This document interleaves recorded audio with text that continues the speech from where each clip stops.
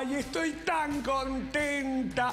Triunfo en todo el país. ¡Ay, qué felicidad! Pero a la vez estoy preocupada, muy preocupada. Este programa que sigue y sigue y sigue con las investigaciones. Usted está a tiempo, cambie de canal, cambie de canal. Está a tiempo, no lo mire, no lo mire, no le dé rating, no lo mire. Investigan, se meten acá, allá, por todo periodismo federal. ¿A quién le importa lo que pasa en el resto del país?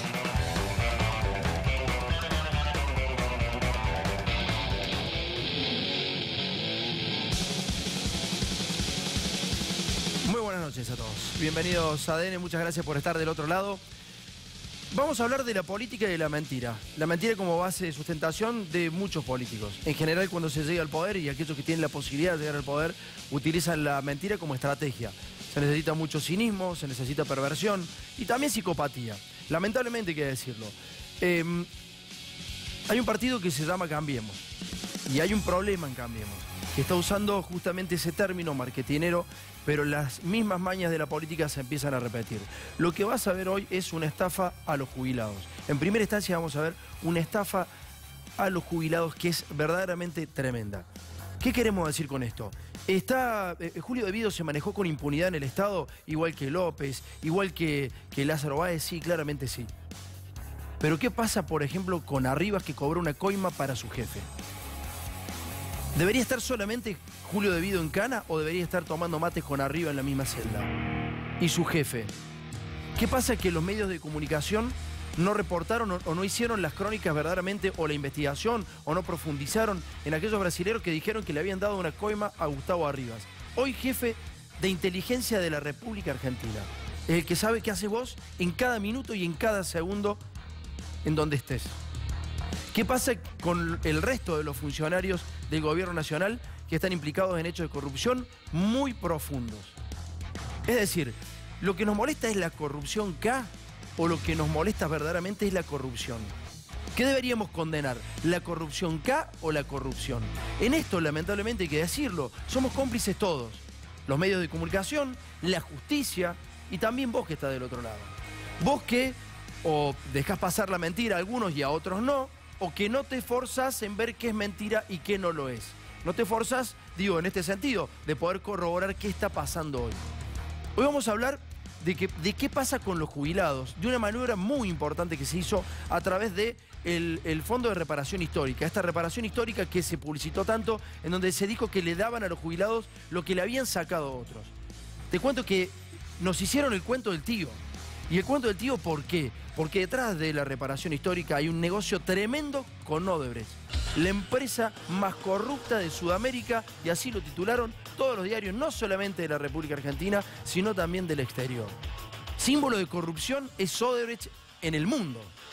Bueno, Odebrecht se ha quedado con acciones de los jubilados, se ha quedado con activos de los jubilados, a un precio vil, pero eso no es tan importante como el negocio que ha generado Odebrecht con un monopolio que le faltaban justamente las acciones de ANSES para constituirlo, que antes se lo prohibían. El Fondo de Reparación Histórica viene del Fondo de Garantía de Sustentabilidad, del sistema jubilatorio, aquello que le da sustentabilidad al sistema jubilatorio.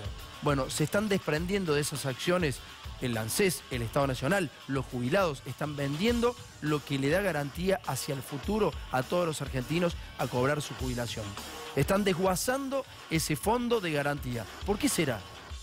¿Querrán elevar la edad jubilatoria? ¿Por qué será? Fíjate lo que decía Mauricio Macri. Con esta ley buscamos reparar años de injusticia. Agradecimiento a aquellos que no solo nos dieron una vida de trabajo, sino una vida de amor, de educación, de cuidado, para poder pagar todas estas deudas que tenemos con nuestros jubilados. Queremos utilizar los recursos que están en el Fondo de Garantía de Sustentabilidad del ANSES, que nos permitan cumplir todas estas cosas que hemos dicho.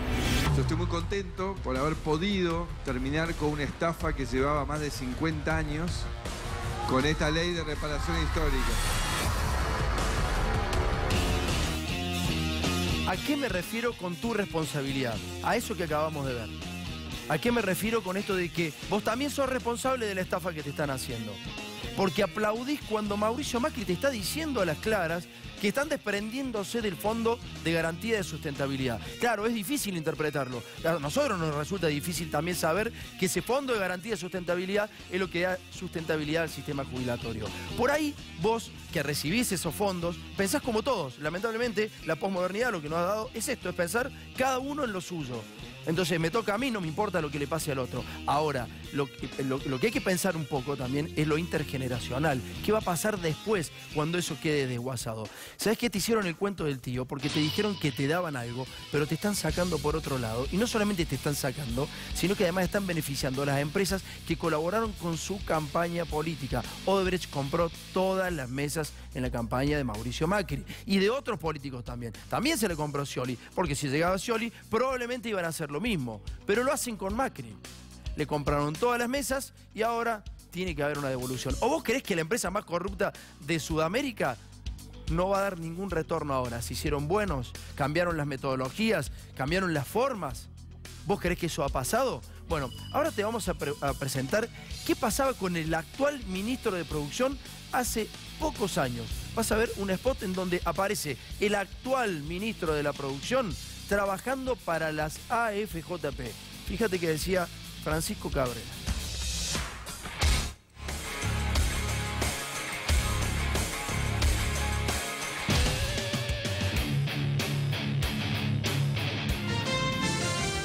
Máxima tiene otra excelente noticia para todos sus afiliados. Los más reconocidos expertos mundiales en evaluación de riesgo otorgaron al Fondo de Jubilaciones y Pensiones de Máxima la más alta calificación. Esto significa que sus aportes son invertidos de una manera segura, además de rentable. Llámenos al 0800 35000. Máxima. Mayor rentabilidad, mejor jubilación. ¿Por qué te mostramos ese spot? Porque te mostramos que Francisco Cabrera y varios de los funcionarios de Mauricio Macri trabajaban para esos intereses. ¿Y cuál es el problema cuando un empresario se hace cargo del Estado? El problema no es que un empresario vaya al Estado y sea funcionario. El problema es que siga en el rol de empresario. ¿Por qué? Porque un empresario no piensa en función del todo, no piensa en el bien común. Piensa o en sus propios intereses o en los intereses de su jefe. Y lo que hace Francisco Cabrera es seguir pensando en los intereses de sus jefes verdaderos y no en los intereses de todos. Entonces, ¿cómo no van a rematar el Fondo de Garantía de Sustentabilidad si es lo que antes le pertenecía a las AFJP?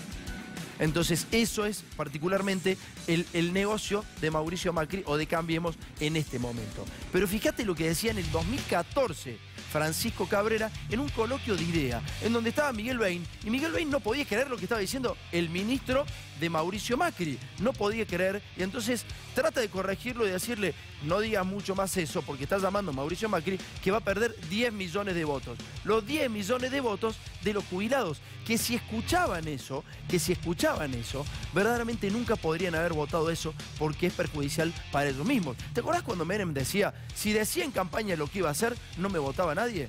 Bueno, mira lo que hizo Francisco Cabrera. Yo creo que hay que tomar el fondo de sustentabilidad y de alguna manera para recrear un mercado de capitales tal vez sería bueno subastarlo entre fondos de pensiones a lo mejor internacionales para que empiecen a profundizar un mercado de capitales en Argentina. Miguel, ¿querías aportar algo? Está llamando a Mauricio diciendo tachen eso último que dijo porque saca 10 millones de votos. Entonces la idea no era crear un fondo de reparación histórica, la idea era crear un mercado de capitales. O sea, las acciones que estaban en poder de los jubilados, con lo cual le daban a eso una garantía de sustentabilidad del sistema jubilatorio, eran en realidad desguazarlas para crear un mercado de capitales. ¿Te das cuenta que está pensando en sus jefes y en los intereses de los empresarios y no en el tuyo? Pero para no ser burdos y para no hacer una acción tan violenta, lo que hicieron es darle unos pesos a los jubilados. Pero cumplir con sus jefes, claramente. Y sus jefes siguen siendo los mismos empresarios. Por eso, ahora vamos a empezar a desmenuzar cómo llegaron las acciones tuyas, de los abuelos, de los jubilados, a manos nada más y nada menos que de esta empresa.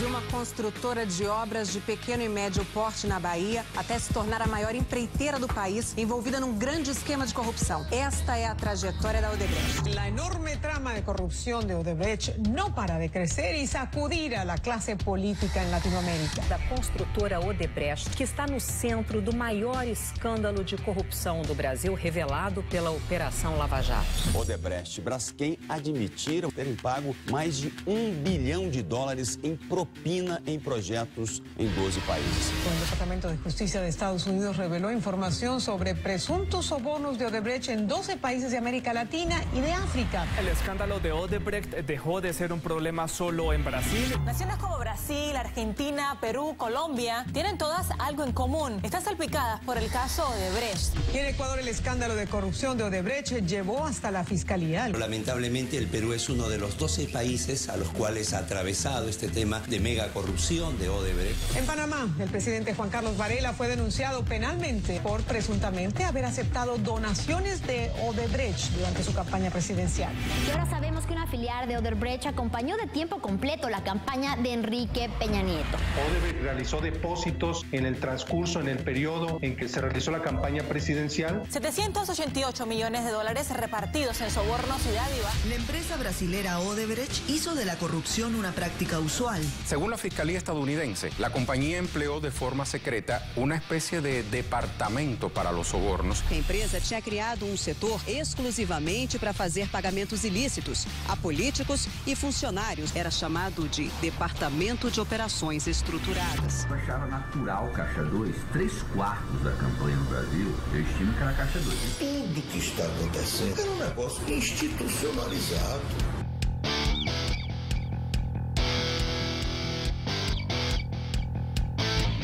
Entonces, quedó claro, ¿no?